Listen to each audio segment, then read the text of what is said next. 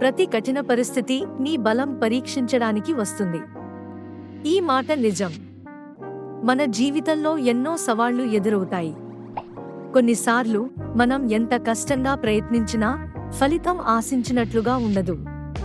కానీ ఆ కష్టాల మధ్యనే మన అసలైన బలం వెలుగులోకి వస్తుంది. ఒకసారి నేను ఒక పెద్ద పరీక్షకు సిద్ధమయ్యాను. అన్ని రకాల ఒత్తిళ్లు, అనుమానాలు నన్ను చుట్టుముట్టాయి.